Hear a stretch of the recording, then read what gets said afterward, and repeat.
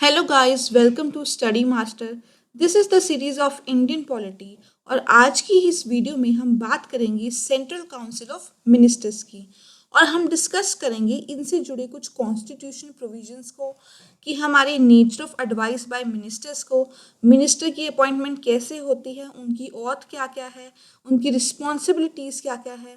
ठीक है, फिर हम देखेंगे हमारे काउंसिल ऑफ मिनिस्टर्स और हमारे कैबिनेट के बीच में डिफरेंसेस, और हमारे जो काउंसिल ऑफ मिनिस्टर्स हैं उनकी रोल को किस तरीके से डिस्क्राइब किया गया है। So let's start the video. हमारे इंडिया के संविधान ने जो हमें पार्लियामेंट्री सिस्टम ऑफ गवर्नमेंट दिया है वो किस पर आधारित है? वो हमारे ब्रिटिश पैटर्न पर आधारित है, या हम कह सकते हैं कि हमने ब्रिटिश पैटर्न से इंस्पायर होकर कॉन्स्टिट्यूशन में इंक्लूड किया गया है। इसमें क्या होता है, काउंसिल ऑफ मिनिस्टर्स जो है उनका एक लीडर है, वो है हमारे प्राइम मिनिस्टर। और जितनी भी रियल एग्जीक्यूटिव अथॉरिटी है वो किसके पास है? हमारे प्राइम मिनिस्टर्स के हाथ में है। जो हमारे प्रेसिडेंट है वो सिर्फ एक नॉमिनल पावर है उनके पास, सिर्फ उनके पास एक नाम की पावर है। जितनी भी एग्जीक्यूटिव रियल पावर है वो हमारे प्राइम मिनिस्टर के पास है।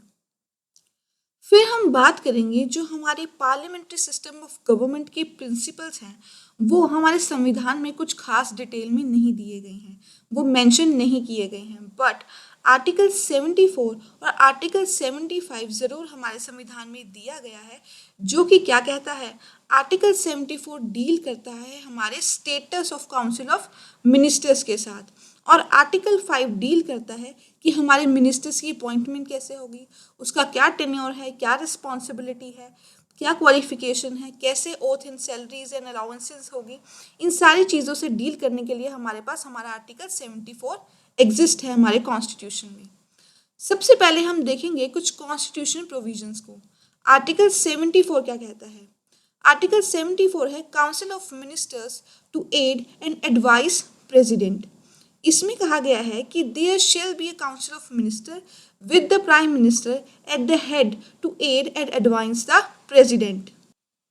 आर्टिकल 74 ये कहता है कि हमारे पास एक काउंसिल ऑफ मिनिस्टर्स हैं, उनके जो हेड है उनको नाम दिया गया है, वो है हमारे प्राइम मिनिस्टर। अब इस प्राइम मिनिस्टर की एड और एडवाइस पर ही हमारे प्रेसिडेंट अपने फंक्शंस को परफॉर्म करेंगे। इट मीन्स प्रेसिडेंट ऐसा कोई भी काम नहीं कर सकते जो कि प्राइम मिनिस्टर ने ना एडवाइस किया हो।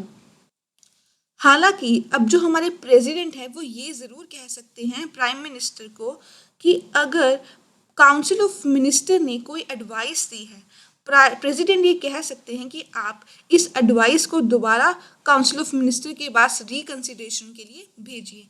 इन केस उस काउंसिल ऑफ मिनिस्टर ने दोबारा रिकंसिडर करके सेम एडवाइस दी, तो उस केस में क्या है, प्रेसिडेंट को उसी एडवाइस के अकॉर्डिंगली अपने फंक्शंस को परफॉर्म करना पड़ेगा।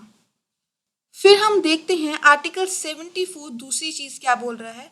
The advice tendered by ministers to the prime president shall not be inquired into any court. फिर वो कह रहा है जो भी एडवाइस हमारे मिनिस्टर्स, ठीक है, उनको हेड कर रहे हैं प्राइम मिनिस्टर, वो अगर प्रेसिडेंट को कोई भी एडवाइस दे रहे हैं तो उसको किसी भी कोर्ट में आप इंक्वायरी के लिए चैलेंज नहीं कर सकते हो, क्योंकि जो मिनिस्टर एडवाइस देते हैं वो क्या है, वो उनकी एक ऑफिशियल ड्यूटी है, वो उनकी एक एग्जीक्यूटिव पावर है। ठीक है, अब उनकी ऑफिशियल ड्यूटी के लिए उनको किसी भी कोर्ट में आप इंक्वायरी के लिए या उनके ऊपर इंक्वायरी नहीं चला सकते हो। फिर हमारा आता है आर्टिकल 75। इसमें कुछ दूसरे प्रोविजंस दिए गए हैं जो हमारे मिनिस्टर की अपॉइंटमेंट, टेन्योर, सैलरीज, क्वालिफिकेशन को लेकर कुछ बात कह रहे हैं। पहली चीज़ क्या कह रहे हैं, the prime minister shall be appointed by president and other ministers shall be appointed by the president on the advice of prime minister.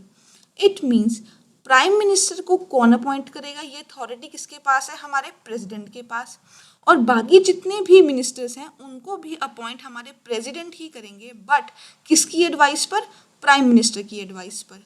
It means prime minister ये कहेंगे कि मुझे ये मेंबर्स एज अ मिनिस्टर के रूप में चाहिए, उसी को प्रेसिडेंट क्या है, अपॉइंट करेंगे एज अ मिनिस्टर। फिर इस एक्ट ने दूसरी चीज़ क्या बोली कि हमारे मिनिस्टर का जो टोटल नंबर है, इंक्लूडिंग प्राइम मिनिस्टर को भी इंक्लूड करके, ठीक है।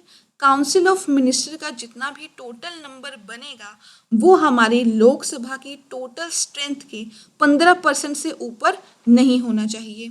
अब ये बात कब कही गई, ये प्रोविजन कब ऐड हुआ, ये ऐड हुआ bye 91st amendment act of 2003 के अकॉर्डिंगली। फिर एक और बात कही गई, अगर कोई भी मेंबर है किसी भी हाउस ऑफ पार्लियामेंट का, चाहे वो राज्यसभा का मेंबर हो, चाहे वो लोकसभा का मेंबर हो, या फिर वो किसी भी पॉलिटिकल पार्टी को बिलोंग कर रहा है, उस पॉलिटिकल पार्टी को डिस्क्वालीफाई कर दिया गया है। किस बेसिस पे, on the ground of defection के बेसिस पे उसको डिस्क्वालीफाई कर दिया गया है उस पार्टी को। तो उस केस में जो भी वो मेंबर होगा, अगर वो मिनिस्टर है तो उसको एज अ मिनिस्टर भी डिस्क्वालीफाई कर दिया जाएगा, उसकी जो मिनिस्टर का ऑफिस है उससे उससे वो पोस्ट छीन ली जाएगी। अब ये प्रोविजन कब ऐड किया गया, ये भी ऐड किया गया bye 91st amendment act of 2003 के अकॉर्डिंग। फिर एक और चीज़, अब ये जितने भी मिनिस्टर्स हैं ये अपना जो ऑफिस होल्ड कर रहे हैं, ये किसके वजह से होल्ड कर रहे हैं, during the pleasure of president के अकॉर्डिंगली। अब जो भी काउंसिल ऑफ मिनिस्टर हैं वो कलेक्टिवली रिस्पॉन्सिबल किसको होंगे, हमारे लोकसभा को होंगे, क्योंकि जनरल इलेक्शन के द्वारा जो भी पर्सन इलेक्ट होकर आते हैं वही क्या है, लोकसभा के मेंबर बनते हैं, ठीक है। अब लोकसभा के मेंबर्स में से ही council of ministers, cabinet ministers निकलते हैं, तो ये सारे लोग रिस्पॉन्सिबल किसको हैं, अपनी लेजिस्लेटिव एक्शंस के लिए, वो है हमारी लोकसभा को। फिर नेक्स्ट चीज़ क्या है, अब जितने भी मिनिस्टर्स की ओथ ऑफ ऑफिस और सीक्रेसी की जो वो ओथ है, शपथ है, वो कौन दिलाएगा, कौन एडमिनिस्टर करेगा, उसकी पावर है हमारे प्रेसिडेंट के पास। प्रेसिडेंट एडमिनिस्टर करेंगे इस oath of office and secrecy को। फिर नेक्स्ट बात क्या बोली गई, a minister who is not a member of parliament either house for any period of 6 consecutive month shall cease to be a minister.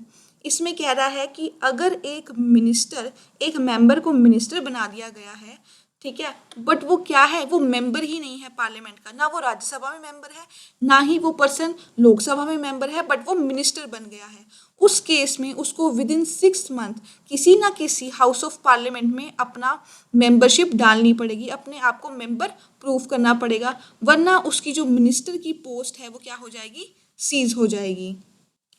फिर बोला क्या, जो भी सैलरीज हैं, जो भी अलाउंसेस हैं मिनिस्टर के, वो कौन डिटरमाइन करेगा, हमारी पार्लियामेंट डिसाइड करेगी।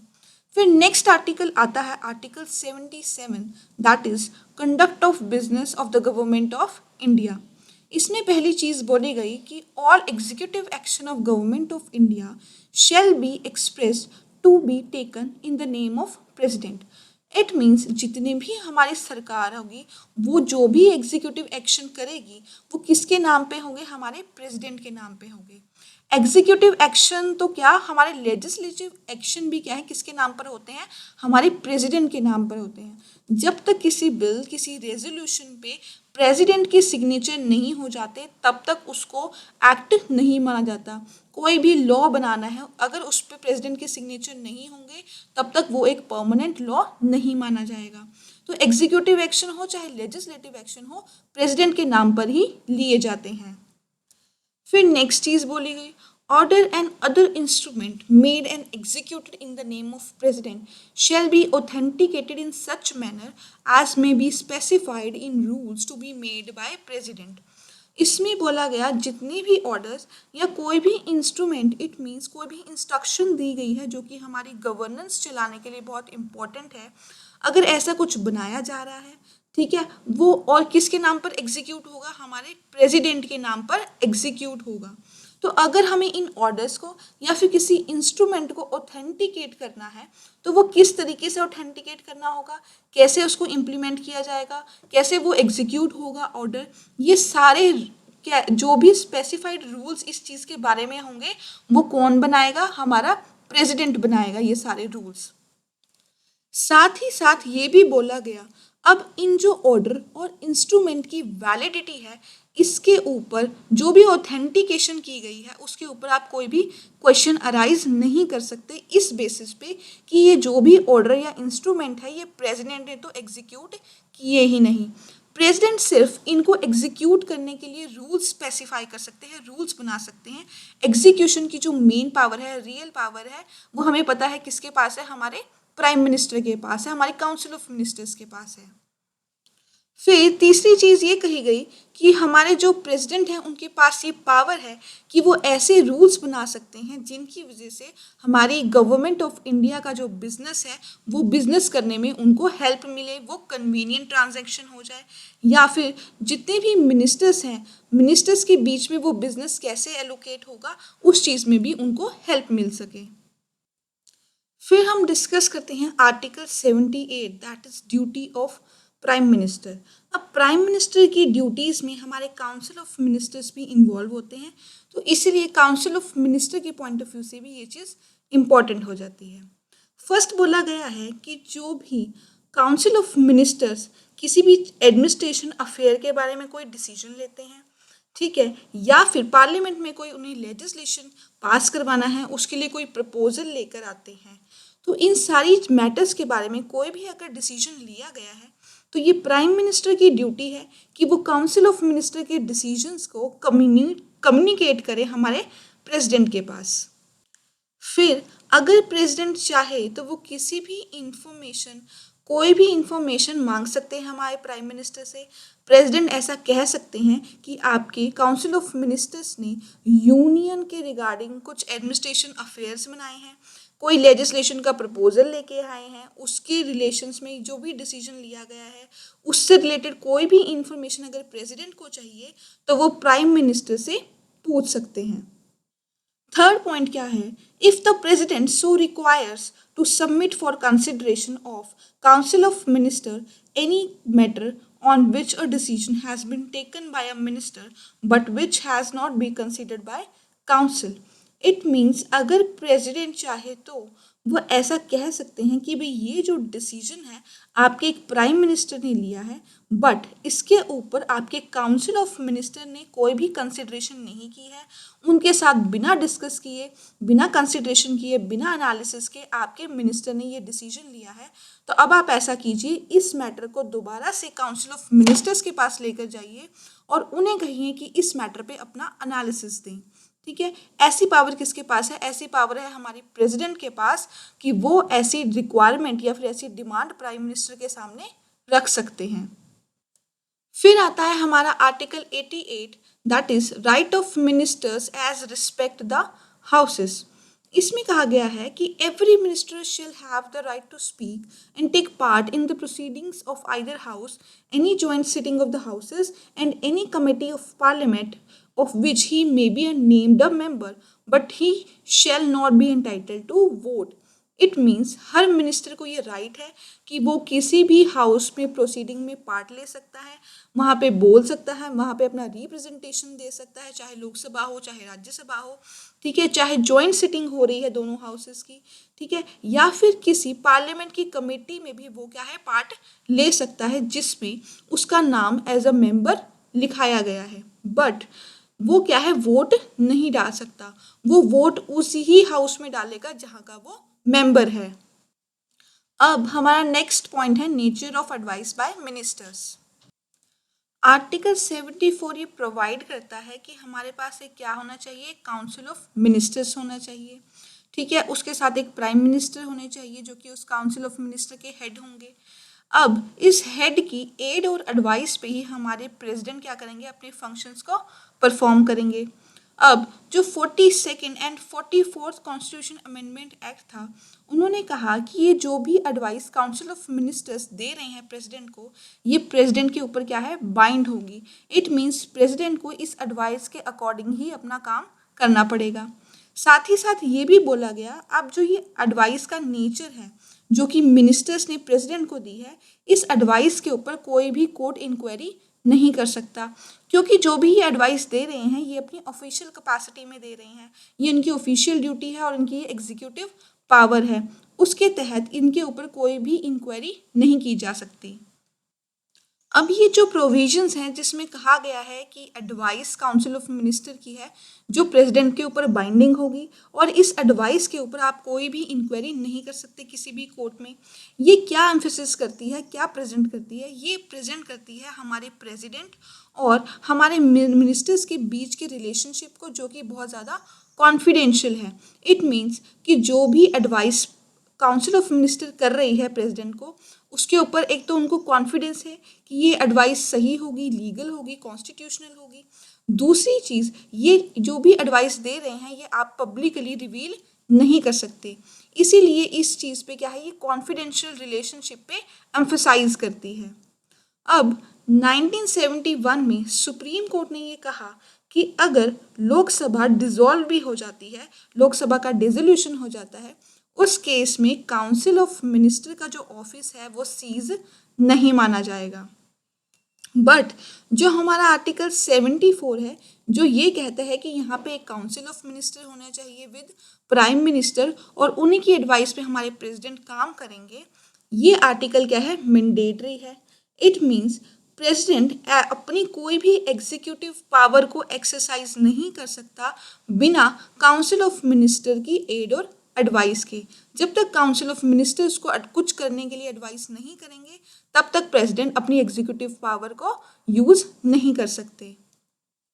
इन केस प्रेसिडेंट ने अपनी एग्जीक्यूटिव पावर को यूज किया बिना काउंसिल की एडवाइस के तो उसको क्या माना जाएगा, अनकॉन्स्टिट्यूशनल माना जाएगा, क्योंकि इसमें जो आर्टिकल 74 है जो कि मैंडेटरी था अब वो क्या हो रहा है, वॉयलेट हो रहा है। फिर 1974 में सुप्रीम कोर्ट ने फिर कहा, जब भी कॉन्स्टिट्यूशन में एक बात कही जाती है कि सेटिस्फैक्शन ऑफ प्रेसिडेंट की, तो उस केस में जो ये सेटिस्फैक्शन है यहाँ पे प्रेसिडेंट की पर्सनल सेटिस्फैक्शन की बात नहीं की जा रही है।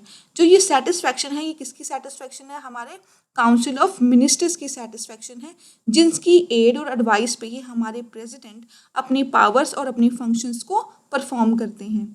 जब भी हमारे काउंसिल ऑफ मिनिस्टर कुछ भी एडवाइस करेंगे कि अगर किसी मिनिस्टर के अगेंस्ट उन्होंने एडवाइस करी कि भाई इस मिनिस्टर की हमारे साथ डिसएग्री कर रहे हैं, आप इनको क्या कर दीजिए, डिसमिस कर दीजिए, तो प्रेसिडेंट को उनकी इस एडवाइस को मानते हुए उस मिनिस्टर को डिसमिस करना पड़ेगा।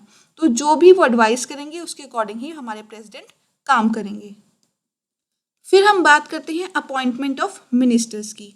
अब प्राइम मिनिस्टर को कौन अपॉइंट करेगा, वो करेंगे हमारे प्रेसिडेंट, और जितने भी दूसरे मिनिस्टर्स हैं उनको भी कौन अपॉइंट करेगा, प्रेसिडेंट ही अपॉइंट करेंगे, बट किसकी एडवाइस पे, हमारे प्राइम मिनिस्टर की एडवाइस पे। इट मीन्स हम ये कह सकते हैं कि प्रेसिडेंट सिर्फ उन्हीं पर्सन्स को एज अ मिनिस्टर अपॉइंट करेंगे जिनका नाम हमारे प्राइम मिनिस्टर क्या करेंगे, रेकमेंड करेंगे। प्राइम मिनिस्टर जिसको भी कहेंगे कि आप इनको मिनिस्टर बना दीजिए उनका नाम रेकमेंड करेंगे, प्रेसिडेंट उन्हीं को वो अपॉइंटमेंट देंगे एज अ मिनिस्टर्स। आमतौर पे हम देखें जो हमारे मेंबर्स ऑफ पार्लियामेंट हैं, चाहे वो लोकसभा के मेंबर हो चाहे वो राज्यसभा के मेंबर हो, उन्हीं को ही मिनिस्टर्स अपॉइंट किया जाता है। बट हम किसी पर्सन को, अगर वो हाउस ऑफ पार्लियामेंट का मेंबर नहीं भी है, अगर वो ना ही राज्यसभा का मेंबर है ना ही लोकसभा का मेंबर है, उस पर्सन को भी मिनिस्टर अपॉइंट कर सकते हैं। बट उस केस में क्या होगा कि विद इन 6 मंथ उस पर्सन को किसी ना किसी हाउस में अपने आप को एक मेंबर बनना पड़ेगा, चाहे वो राज्यसभा में मेंबर बने चाहे वो लोकसभा में मेंबर बने। अगर वो लोकसभा का मेंबर बनना चाहता है तो उसको बाय इलेक्शन आना पड़ेगा, अगर बाय वो नॉमिनेशन आता है तो वो ऑब्वियसली राज्यसभा का मेंबर बनेगा। इन केस अगर वो दोनों हाउसेस में से किसी भी हाउस का मेंबर नहीं बन पाता है तो जो उसकी मिनिस्टर की पोस्ट है, मिनिस्टर का ऑफिस है, वो क्या है, सीज हो जाएगा। फिर अगर कोई भी मिनिस्टर जो कि किसी एक हाउस ऑफ पार्लियामेंट का मेंबर है, ठीक है, उसको ये राइट है कि वो अपने आप को रिप्रेजेंट कर सकता है, कुछ बात बोल सकता है, या फिर वो किसी भी दूसरे हाउस की प्रोसीडिंग्स में पार्ट ले सकता है, बट वो वोट कहाँ करेगा, वो वोट उसी हाउस में करेगा जहाँ का वो मेंबर है।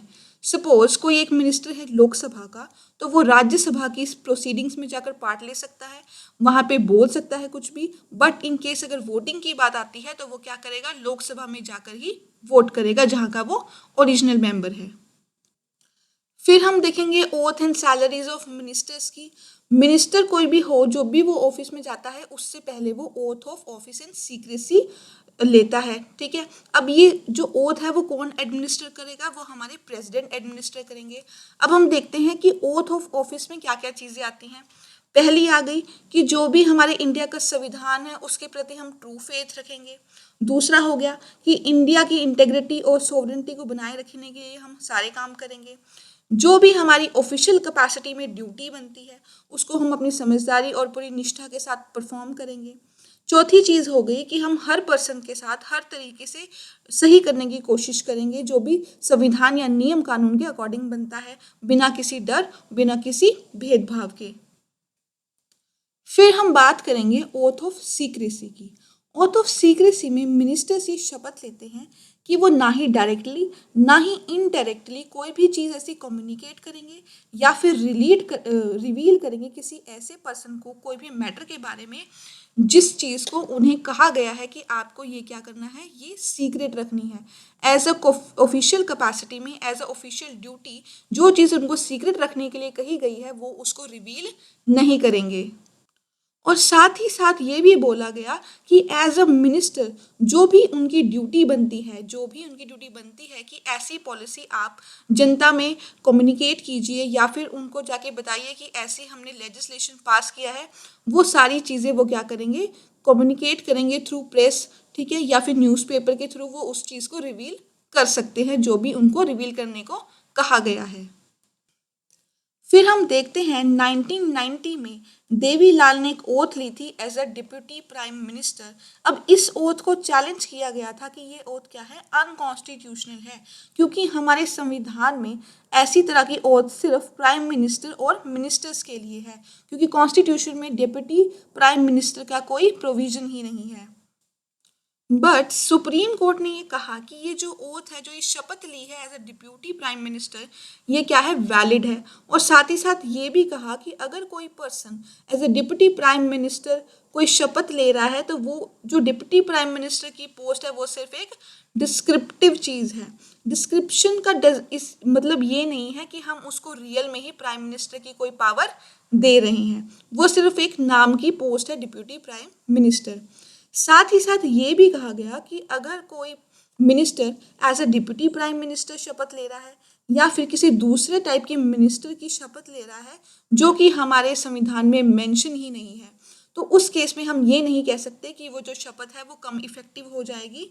ठीक है, जब तक कि हमारी वो ओथ क्या है, करेक्ट है। इट मीन्स ओथ हमेशा ही करेक्ट रहेगी। फिर हम बात करेंगे हमारे salaries and allowances of ministers की। अब ये कौन डिटरमाइन करेगा? ये हमारी पार्लियामेंट डिटरमाइन करेगी। फ्रॉम टाइम टू टाइम वो इसको चेंज करती रहेगी, इसके ऊपर चेक करती रहेगी। अब एक मिनिस्टर को जो सैलरी और अलाउंस मिलती है वो कैसे मिलती है? जो भी उनकी मेंबर ऑफ पार्लियामेंट की कैपेसिटी में जो भी उनकी सैलरी और अलाउंस मिलती है वो उनको दे दी जाती है, वो उनको पेबल होती है। अब हम बात करेंगे कि हमारे मिनिस्टर्स की क्या क्या रिस्पॉन्सिबिलिटी है। पहली है कलेक्टिव रिस्पॉन्सिबिलिटी। आर्टिकल 75 में ये क्लियरली मेंशन है कि जो भी हमारे काउंसिल ऑफ मिनिस्टर हैं वो कलेक्टिवली किसको रिस्पॉन्सिबल है, हमारी लोकसभा को रिस्पॉन्सिबल है, क्योंकि यही लोग जनरल इलेक्शंस में इलेक्ट होकर लोकसभा में आते हैं। इन्हीं में से council of minister, cabinet ministers निकलते हैं। तो ये अपने एक्शंस के लिए किसको रिस्पॉन्सिबल है? लोकसभा को रिस्पॉन्सिबल है। अब कोई भी एक्ट जो कि इन सारे मिनिस्टर्स ने किया हो, चाहे वो ओमिशन का हो चाहे वो कमीशन का एक्ट हो, ये सब जॉइंटली रिस्पॉन्सिबिलिटी किसके प्रति है? इनकी लोकसभा के प्रति है। फिर इन केस अगर लोकसभा में नो कॉन्फिडेंस मोशन पास हो जाता है किसी काउंसिल ऑफ मिनिस्टर के अगेंस्ट में, तो उस केस में जितने भी मिनिस्टर्स होंगे उनको क्या है, रिजाइन करना पड़ेगा। और उन मिनिस्टर्स के अंदर वो मिनिस्टर भी आ जाते हैं जो कि राज्यसभा से रिलेटेड हैं।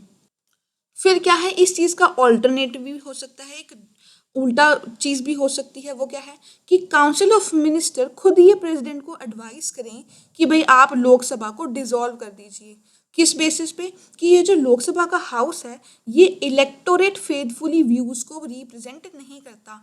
इट मीन्स जो भी यहाँ पे इलेक्शन होके जो भी मेंबर्स आए हैं वो हमारी पूरी जनता को क्या है रिप्रेजेंट नहीं कर पा रहे हैं। इस बेसिस पे वो प्रेसिडेंट को एडवाइस कर सकते हैं कि आप लोकसभा को डिसॉल्व कर दीजिए और एक फ्रेश इलेक्शंस करवाइए। अब हमें ये पता है कि जो हमारे प्रेसिडेंट हैं वो किसकी एड और एडवाइस पे काम कर रहे हैं, हमारे काउंसिल ऑफ मिनिस्टर्स की एड एडवाइस पे। But in case council of minister Lok Sabha में अपना कॉन्फिडेंस खो देते हैं, अपनी मेजोरिटी खो देते हैं, तो उस केस में प्रेसिडेंट को ये कोई भी ऑब्लिगेटरी नहीं है, उनकी ये ड्यूटी नहीं बनती कि वो उस काउंसिल ऑफ मिनिस्टर को फॉलो करे या उनकी एडवाइस को माने। अब जो भी कैबिनेट का डिसीजन होगा वो क्या है बाइंड करता है कैबिनेट मिनिस्टर्स पे और दूसरे मिनिस्टर्स पे भी। इट मीन्स अगर उन्होंने कोई डिसीजन ले लिया तो इन केस कैबिनेट मीटिंग में अगर मिनिस्टर्स के बीच में कुछ डिफरेंसेस भी हैं उस डिसीजन को लेकर, बट वो क्या होगा सारे मिनिस्टर्स पर लागू होगा। हर एक मिनिस्टर की ये ड्यूटी बनती है कि वो क्या है अपनी कैबिनेट जो भी कैबिनेट ने उनके डिसीजन लिया है उसको सपोर्ट करे, चाहे वो पार्लियामेंट के अंदर हो चाहे वो पार्लियामेंट के बाहर हो। अगर कोई मिनिस्टर अपने कैबिनेट के डिसीजन से डिसएग्री करता है, ठीक है, उसको डिफेंड करने के लिए तैयार नहीं होता, तो वो क्या है वो वहाँ से रिजाइन भी कर सकता है। इस तरह का एग्जाम्पल हमें देखने को मिला था 1953 में, जब डॉक्टर बी.आर. अंबेडकर ने रिजाइन कर दिया था क्योंकि उनके कलीग्स के साथ उनके कुछ डिफरेंसेस हो गए थे। किस चीज़ को लेकर? हिंदू कोड बिल को लेकर। फिर हम बात करेंगे इंडिविजुअल रिस्पॉन्सिबिलिटी की। आर्टिकल 75 में इंडिविजुअल रिस्पॉन्सिबिलिटी का प्रिंसिपल भी मेंशन है। इसमें कहा गया है कि जो भी मिनिस्टर्स है वो प्रेसिडेंट के प्लेजर के ड्यूरिंग अपना ऑफिस होल्ड करेंगे। इसका मतलब क्या है कि प्रेसिडेंट चाहे तो मिनिस्टर को किसी भी टाइम पे, ठीक है, अगर उसको क्या कर सकता है हटा सकता है मिनिस्टर को अपनी पोस्ट से, चाहे काउंसिल ऑफ मिनिस्टर लोकसभा में अपनी मेजोरिटी इंजॉय कर रहे हों तब भी वो क्या है मिनिस्टर को रिमूव कर सकता है। बट प्रेसिडेंट ऐसा कब कर सकता है? वो मिनिस्टर को तभी रिमूव कर सकता है जब उसे ऐसा करने के लिए प्राइम मिनिस्टर ने कहा हो। अगर प्राइम मिनिस्टर अपने किसी मिनिस्टर के साथ उसका डिफरेंस ऑफ ओपिनियन हो जाता है या फिर वो उसके काम से डिससेटिस्फाई है, ठीक है, उसकी परफॉर्मेंस उसको पसंद नहीं आई है, तो प्राइम मिनिस्टर ऐसी एडवाइस प्रेसिडेंट को कर सकता है कि आप इस मिनिस्टर को डिसमिस कर दीजिए, या फिर वो डायरेक्टली उस मिनिस्टर को कहेगा कि आप रिजाइन कर दीजिए। नेक्स्ट पॉइंट है नो लीगल रिस्पॉन्सिबिलिटी। अगर हम ब्रिटेन में देखें तो वहाँ पे क्या है, अगर कोई भी पब्लिक एक्ट आता है, ठीक है, तो उस पे क्या होते हैं मिनिस्टर्स के काउंटर साइन होते हैं। वहाँ के जो हेड होंगे उनके तो साइन होंगे ही होंगे, पर मिनिस्टर के भी काउंटर साइन दिए जाते हैं। क्यों? क्योंकि जो वहाँ के मिनिस्टर है वो क्या है रिस्पॉन्सिबल है और लायबल है कोर्ट को। अगर कोई भी नियम कानून वॉयलेट होता है तो वो किसको लायबल है? वहाँ के कोर्ट को। बट इंडिया के केस में इस तरह का कोई भी प्रोविजन हमारे संविधान में नहीं दिया गया है जहाँ पे एक मिनिस्टर की लीगल रिस्पॉन्सिबिलिटी को बताया गया हो। ठीक है, यहाँ पे क्या है, यहाँ पे कोई भी ऑर्डर निकलता है तो उस केस में हमें एक प्रेसिडेंट की सिग्नेचर की ज़रूरत पड़ती है उसको एक एक्ट बनाने के लिए। बट उसके ऊपर ये ज़रूरी नहीं है कि हमारे मिनिस्टर भी काउंटर साइन करें, क्योंकि हमारे मिनिस्टर्स की कोई भी डायरेक्ट लीगल रिस्पॉन्सिबिलिटी नहीं है। और साथ ही साथ हमारी जो कोर्ट्स हैं उनको भी मना किया गया है कि कोई भी अगर मिनिस्टर हमारे प्रेसिडेंट को एडवाइस दे रहा है तो उस एडवाइस के ऊपर भी आप इंक्वायरी नहीं कर सकते, क्योंकि ये उनकी एग्जीक्यूटिव पावर है, उस मिनिस्टर की एग्जीक्यूटिव पावर है, ऑफिशियल ड्यूटी है, और उस ऑफिशियल ड्यूटी के तहत आप उसके ऊपर कोई भी इंक्वायरी नहीं कर सकते हैं। फिर हम बात करेंगे हमारे रोल ऑफ कैबिनेट की, बट उससे पहले हम ये डिस्कस करेंगे कि कैबिनेट क्या होता है। हमारे काउंसिल ऑफ मिनिस्टर्स को 3 कैटेगरीज में डिवाइड किया गया है।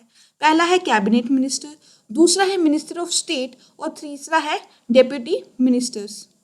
अब जो हमारे कैबिनेट मिनिस्टर्स हैं वो क्या है, वो एक बहुत ही इम्पोर्टेंट मिनिस्ट्री है सेंट्रल गवर्नमेंट की। जितनी भी इम्पोर्टेंट मिनिस्ट्री है वो क्या है कैबिनेट मिनिस्टर्स के पास होती है, जैसे home ministry, defence ministry, finance, external affairs, ठीक है, इस तरह की चीज़ें। इनका जो मेन रोल है वो कहाँ पे है कि ये लोग क्या करते हैं पॉलिसीज़ को डिसाइड करते हैं अपनी कैबिनेट की मीटिंग्स में। जो भी इंपॉर्टेंट पॉलिसीज़ होंगी ये कैबिनेट मिनिस्टर्स डिसाइड करेंगे। दूसरा चीज थी हमारे मिनिस्टर ऑफ स्टेट। अब ये मिनिस्टर ऑफ स्टेट क्या है, इंडिपेंडेंट चार्ज भी हो सकते हैं या फिर ये किसी कैबिनेट मिनिस्टर्स के साथ अटैच भी हो सकते हैं। अगर ये मिनिस्टर ऑफ स्टेट किसी कैबिनेट मिनिस्टर के साथ अटैच है तो उस कैबिनेट मिनिस्ट्री में जो छोटे छोटे डिपार्टमेंट्स होंगे वो इस मिनिस्टर ऑफ स्टेट को दिए जाएंगे। अगर ये मिनिस्टर ऑफ स्टेट इंडिपेंडेंट है तो उस केस में क्या है, ये कैबिनेट मिनिस्टर के साथ कोई भी रिलेशन में अटैच नहीं होंगे, ना ही ये कैबिनेट की कोई मीटिंग को अटेंड करेंगे जब तक कि कोई बहुत इंपॉर्टेंट चीज़ ना हो। थर्ड चीज़ थी हमारी डिप्यूटी प्राइम मिनिस्टर्स। इनके बारे में बोला गया है कि ना तो इनको इंडिपेंडेंट चार्ज दिया गया है किसी मिनिस्ट्री का, ठीक है, ना ही इनको कोई डिपार्टमेंट का चार्ज दिया गया है। ये क्या है, कैबिनेट मिनिस्टर्स और मिनिस्टर्स के साथ अटैच होते हैं, ठीक है, ये उनको असिस्ट करते हैं ताकि वो अपनी एडमिनिस्ट्रेटिव, पॉलिटिकल और पार्लियामेंट्री ड्यूटीज़ को अच्छे से परफॉर्म कर सके। ना ही ये कोई कैबिनेट के मेंबर हैं, ना ही ये किसी कैबिनेट मीटिंग को अटेंड करते हैं। अब हम देखेंगे हमारा रोल ऑफ कैबिनेट क्या है। ये एक हाईएस्ट डिसीजन मेकिंग अथॉरिटी है हमारे पॉलिटिकल एडमिनिस्ट्रेटिव सिस्टम की। जितने भी डिसीजन होंगे वो हमारे कैबिनेट मिनिस्टर्स लेंगे। जितने भी सेंट्रल गवर्नमेंट की पॉलिसीज होगी वो कौन फॉर्मुलेट करेगा, कैबिनेट करेगी। जो भी सुप्रीम अथॉरिटी है सेंट्रल गवर्नमेंट की वो भी हमारी कैबिनेट मिनिस्टर्स हैं। सेंट्रल एडमिनिस्ट्रेशन का काम कौन कोऑर्डिनेट करेगा, वो भी यही करते हैं। कोई भी प्रेसिडेंट को एडवाइस करनी हो, ठीक है, और इन्हीं की एडवाइस हमारे प्रेसिडेंट के ऊपर बाइंड करी जाती है, ठीक है। अगर कोई भी इमरजेंसी सिचुएशन आ गई है उसको डील करने की जो पावर है वो किसके पास है, एग्जीक्यूटिव पावर हमारे कैबिनेट मिनिस्टर्स के पास है। जितने भी हमारे लेजिस्लेटिव मैटर होंगे, फाइनेंशियल मैटर्स होंगे, उनको कौन डील करेगा, वो भी कैबिनेट डील करेगी। जितने भी हमारे अपॉइंटमेंट्स हैं, जो भी कॉन्स्टिट्यूशन अथॉरिटी है, हाई लेवल के लोग जो भी अपॉइंट किए जाते हैं उनके ऊपर किसका कंट्रोल होगा, हमारी कैबिनेट का कंट्रोल होगा, क्योंकि council of minister he president को एडवाइस करेंगे और उनकी एडवाइस पे ही प्रेसिडेंट इन लोगों को अपॉइंट करेंगे। कोई भी फॉरेन पॉलिसी हो गई, कोई फॉरेन अफेयर्स हो गए, उससे रिलेटेड कोई भी ट्रीटी वगैरह होगी, कौन डील करेगा, वो भी हमारी कैबिनेट डील करेगी।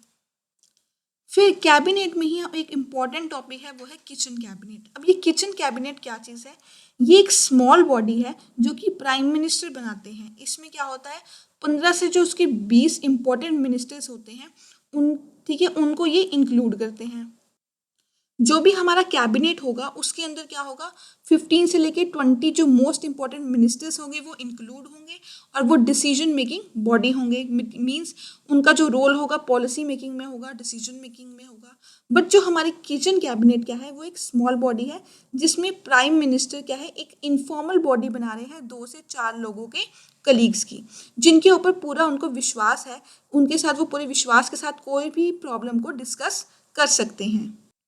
अब ये जो किचन कैबिनेट है इसमें ना सिर्फ कैबिनेट मिनिस्टर्स हो सकते हैं बट हमारे प्राइम मिनिस्टर के कुछ आउटसाइडर लोग भी हो सकते हैं, जैसे उनकी फ्रेंड्स, उनके फैमिली मेंबर्स हो गए।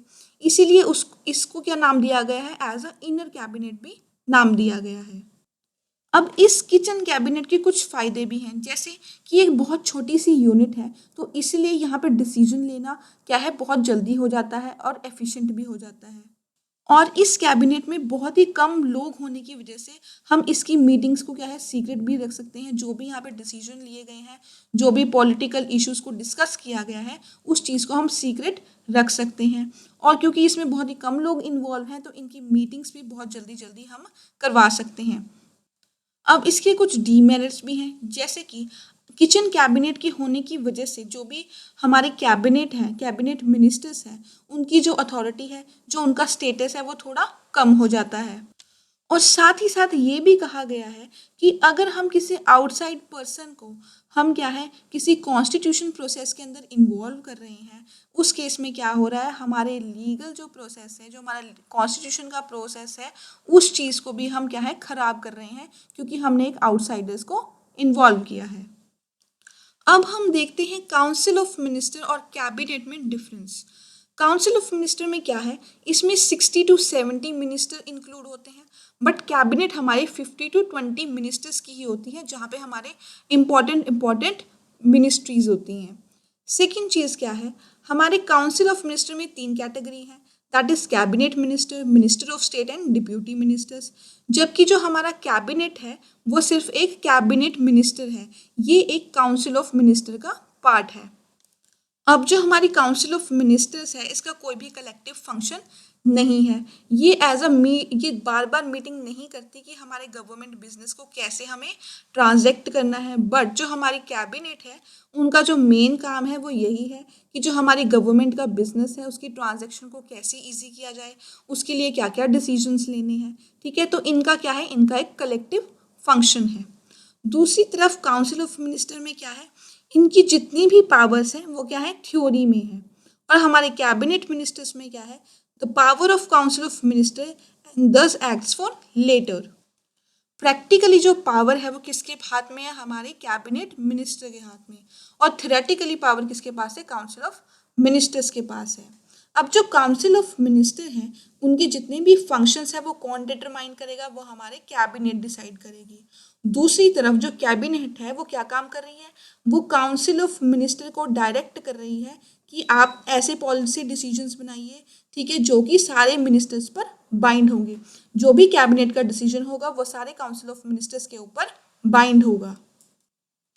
फिर हम देखते हैं जो भी काउंसिल ऑफ मिनिस्टर है, ठीक है, इनको कोई भी काम इम्प्लीमेंट करवाना हो तो डिसीजन कौन लेगा, कैबिनेट लेगी।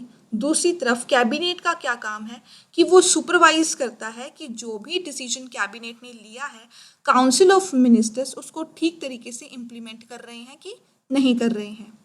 फिर है सेवेंथ पॉइंट, हमारा जो काउंसिल ऑफ मिनिस्टर है वो एक कॉन्स्टिट्यूशनल बॉडी है जो कि हमारे आर्टिकल 74 और 75 में डील कर रही है। आर्टिकल 74 और 75 हमारे संविधान का इस चीज़ को डील कर रहा है। दूसरी तरफ जो कैबिनेट है वो किसके द्वारा इंसर्ट किया गया है, वो है आर्टिकल 352 ऑफ द कॉन्स्टिट्यूशन। इन 1978 में इसको लाया गया था by the 44th constitution amendment act के तहत। अब जो हमारे जितने भी काउंसिल ऑफ मिनिस्टर्स हैं वो क्या है, हमारी लोअर हाउस ऑफ पार्लियामेंट को रिस्पॉन्सिबल है क्योंकि यही लोग जनरल इलेक्शन के द्वारा इलेक्ट होकर आते हैं। दूसरी तरफ कैबिनेट क्या है, कैबिनेट ये इन्फोर्स करता है कि हमारा जो काउंसिल ऑफ मिनिस्टर है वो अपनी कलेक्टिव रिस्पॉन्सिबिलिटी को निभाए किसके प्रति, हमारे लोकसभा के प्रति। जो हमारी पार्लियामेंट की लोकसभा है उसके प्रति वो अपनी कलेक्टिव रिस्पॉन्सिबिलिटी को निभाए। तो ये था हमारा काउंसिल ऑफ मिनिस्टर्स का टॉपिक। नेक्स्ट वीडियो में हम डिस्कस करेंगे हमारे पार्लियामेंट के बारे में, उसकी ऑर्गेनाइजेशन, कंपोजिशन, ठीक है, system of election to Lok Sabha, कैसे हमारे मेंबर्स बनते हैं पार्लियामेंट में, क्या उनके प्रिसाइडिंग ऑफिसर्स होते हैं, इन सारी चीज़ों के बारे में हम नेक्स्ट वीडियो में डिस्कस करेंगे। Till then stay connected with study master. Thank you.